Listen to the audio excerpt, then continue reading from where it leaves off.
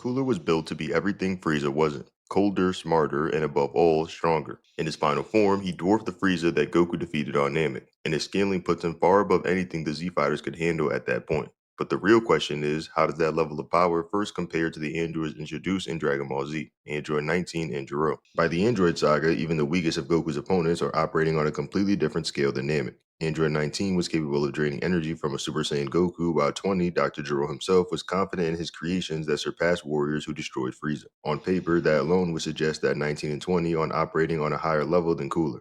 But is that really the case? If we take Cooler's fifth form and his movie portrayal seriously, where he pushed Goku beyond Super Saiyan limits, his power might actually rival or even surpass early android levels. So who wins in this clash of manufactured monsters? The perfect creation of an alien evolution, or the artificial genius of Earth's deadliest scientist? If you enjoy conversations like this and want to take part in deeper Dragon Ball discussions, I highly encourage you to join the Dragon Ball HQ Discord server. Link below in the description. We'll be diving into this topic and more over there.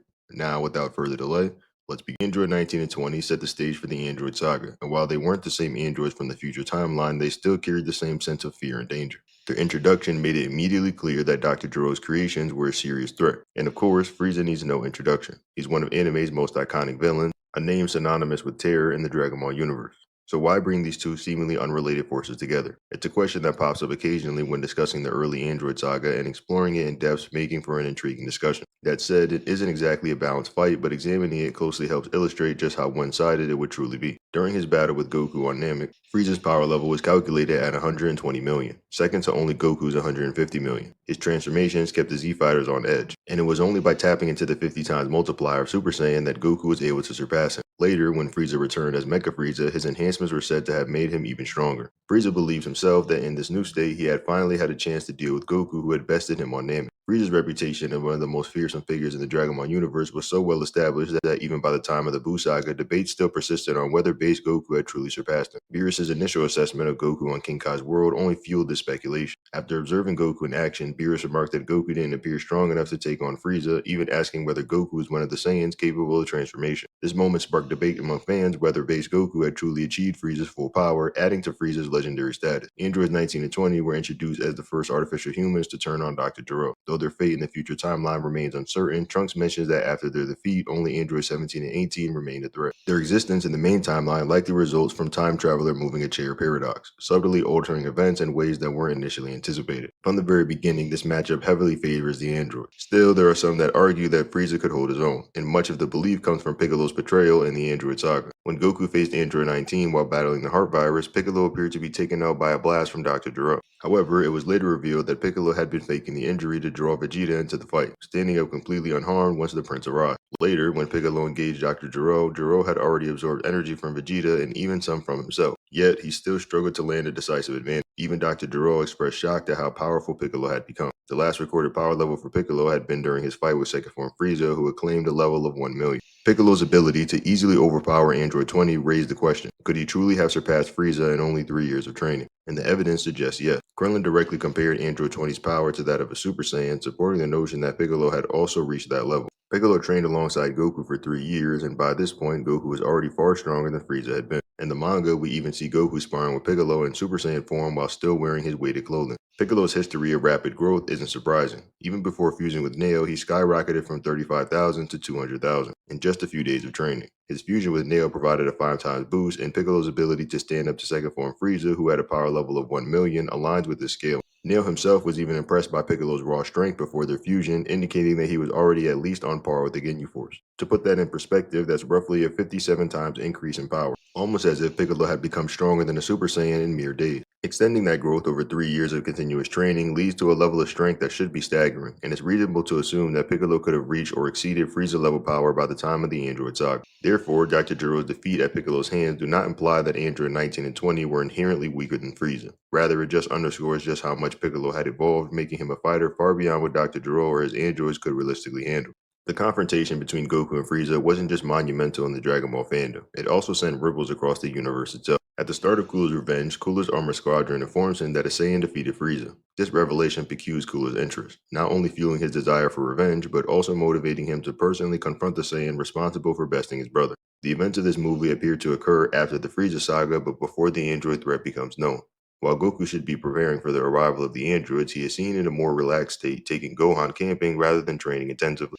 This aligns with the movie's continuity, where characters likely remain unaware of the impending danger. Supporting this, Dazenchu 6 confirms that Cooler's revenge would take place in the 3-year period leading up to the androids if it had to be put in the main timeline. This context helps explain Goku's laid-back demeanor in the early portions of the film. When Cooler finally engages Goku in battle, the movie quickly establishes that he poses a threat. Goku takes a direct eye beam to the back while shooting Gohan, and yet is still able to retaliate effectively. Cooler begins to recognize something significant. For him to be able to strike back from that position, he says he might really be the one who defeated Frieza. Shortly afterward, Cooler confirms that even base form Goku possesses significant enough strength to have defeated Frieza. In this encounter, Goku holds the advantage over Cooler in a form that mirrors Frieza's final transformation. It's crucial to clarify a common misconception as well. While Cooler is often described as stronger than Frieza, this applies only to his final form. In his base state, Cooler is likely on par with or slightly stronger than Frieza at full power. Unlike Frieza, however, Cooler doesn't suffer from stamina depletion and can maintain peak output for extended periods. This is corroborated by the weekly Shonen Jump. The movie itself reinforces this as well. Goku only acknowledges Cooler as surpassing Frieza after Cooler transforms into his ultimate form. Once this occurs, Goku, who had previously been capable of defeating Frieza, finds himself completely outmatched. Even using Kaioken times 20, Goku is unable to harm Cooler or make him take the fight seriously. This alone suggests that Cooler's final form is well beyond Frieza's capabilities, potentially 20 times stronger or more. The tide only begins to shift when Goku taps into his Super Saiyan transformation.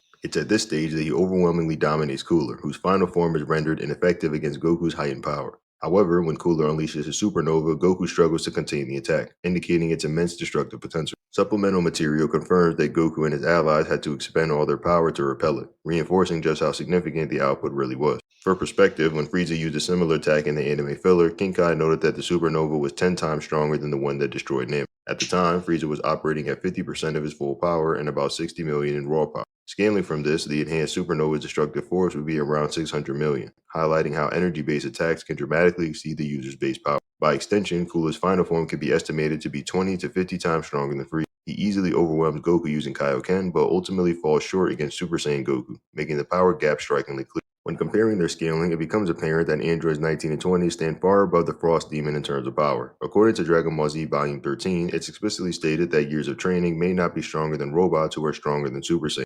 And they very simply put 19 and 20. This reference makes it clear that androids were designed to surpass even Super Saiyans, and it's important to note that Super Saiyans being referred to here are much stronger than the one Cooler faced. In Cooler's movie, Goku couldn't even transform into a Super Saiyan at will, showing that he was still far below his later strength. By the time of the Android Saga, both Piccolo and Vegeta had undergone 3 years full of intense training, which brought them to new heights. Yet, the fact that the android strength was even considered in comparison to the Saiyans suggests that every villain before them, including Cooler, was operating on an entirely lower level of threat. During Goku's battle with Android 19, even before the Hype Virus took full effect, he was unable to inflict any meaningful damage. Dr. Gero's only concern during this time wasn't that Goku might win, but whether 19 could continue to absorb energy to sustain himself. That shows how unfazed Gero was by Goku's displayed power. Meanwhile, Tien, who had previously sensed Goku's strength, had returned from Yardrat and was still impressed by his energy during the fight with 19. This indicates that Goku was at least as strong as his Yardrat self at the beginning of the battle. Piccolo, on the other hand, wasn't impressed, which perfectly fits with the idea that he had far surpassed that level by then. Yardrat Goku himself was already significantly stronger than the Goku seen in the Cooler movie.